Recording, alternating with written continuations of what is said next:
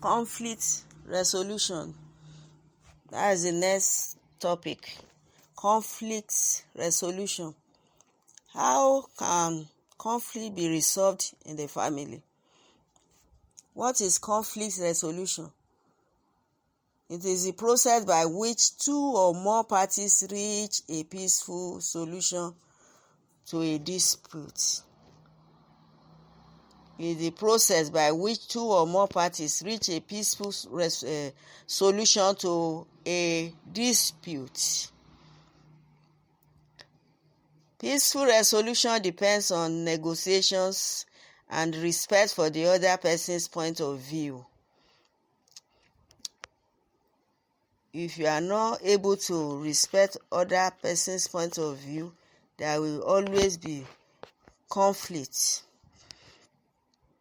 So there must be peace. There must be peace in the family. Once a conflict cannot be resolved, there will be no peace. And every member of the family must be ready to maintain peace in the family by avoiding conflict or resolving their conflicts. So, we have some rules or some things that we can do to resolve conflicts in the family.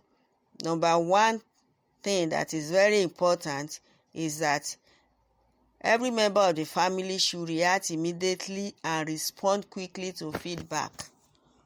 Whatever thing you have discovered or you realize that it's not working fine or it's not going well in the family, you must respond quickly. You must react quickly and respond to it.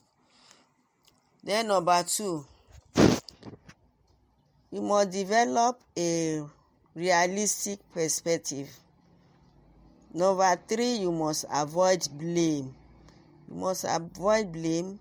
Don't blame yourself. Don't apportion blame to each other. And you must not be suspicious of each other. Don't always suspect your husband or your wife or your children.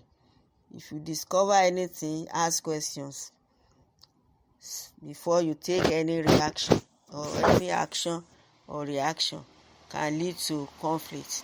Seek opportunities for fun. That's another way you can resolve conflict, is to seek opportunities for fun. Once in a while, you can go out with your family members to go and relax. Another one is agree to negotiation. So you must agree to negotiate on issues that happen in the family. For example, you must keep in mind that the idea to resolve the conflict is not for you to win arguments. Some people can argue. Some women or husband can argue too much. Argue as if they are in the court of law. When you want to resolve a conflict, you must have it at the back of your mind that you want to resolve this conflict, and it's not for you to win the arguments.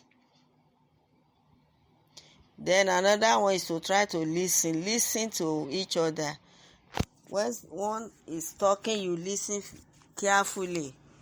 Don't snub and don't ignore your partner or your couple or your children when they are talking. Then another one is work as a team. All of you, all the members of the family must work as a team. That is, you must be willing to compromise. You must be willing to come up with as many possible solutions as you can. Once you have that in mind, you'll be able to resolve issues. If you are not ready to compromise, you just want only your own, or everybody to follow you at the back, it means you are a dictator, and it can always cause conflict.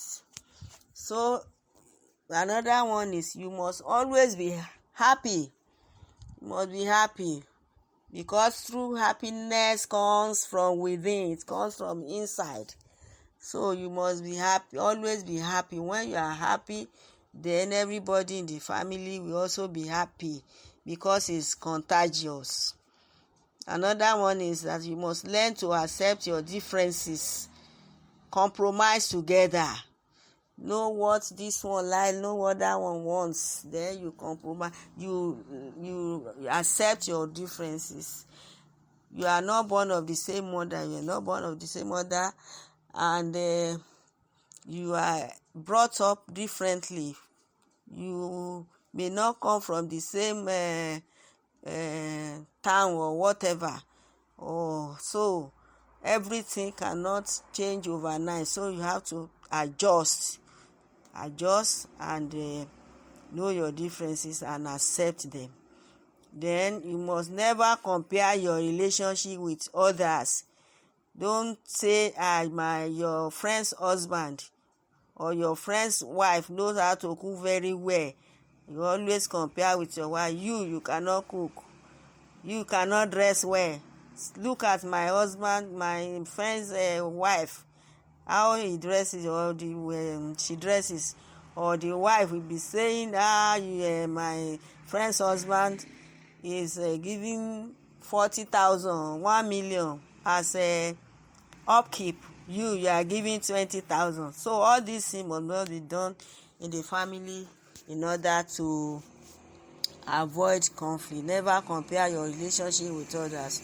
No relationship are alike. They can never be alike. Another one is that you should arrange some time to be together. As I've said, there you will not have distraction. There should be no distraction. Everybody should enjoy himself or herself. Even the children, you don't distract them. Take them out, let them enjoy themselves. Then another one is settle differences without a third party. Don't invite your mother-in-law, your father-in-law, your friends to come and settle differences in your family. Don't report your children to your mother. Don't report your children to anybody. Solve your issues in your home with your family. Settle everything within the family. Once you start inviting the third party, you are inviting trouble into the family. Another one is to express your point without abusing the other person. It's not the time you now call your husband olórí burúkú, call your child you foolish boy, you slow boy, naughty boy. All these things can cause conflict in the family, and it must not be so.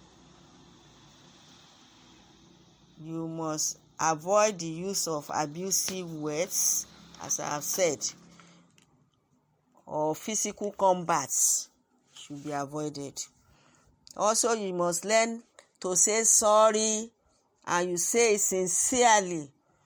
Even when you know that you are convinced that you are not the one that has wronged the other person, you can still say sorry in order to maintain peace. There must be peace in the family. So learn to say sorry. Some people cannot say sorry, even they know that they have done wrong the other person, they will still continue to argue. Learn how to say sorry, and you say it sincerely, say it from your heart, and forgive. Let it be in good time and not too late. Saying sorry should be in good time. It should not be too late. It's not when not saying sorry has already caused conflict. The conflict that generated to another thing. That's when you now be saying sorry.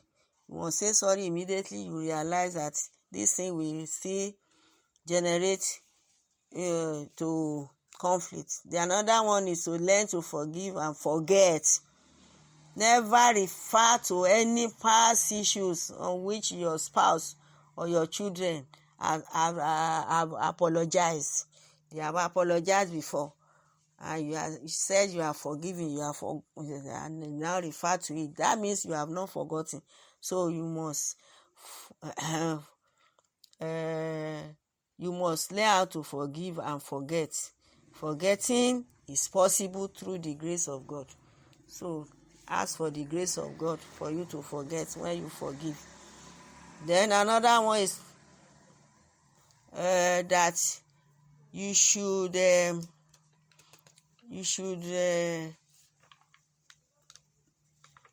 not suspect yourself anytime you see anybody, or you carry your husband phone and start scrolling and be looking for what is not lost in the phone. Suspecting your husband whether he has received a message from a woman. So all these things should not be so. Don't give yourself hypertension.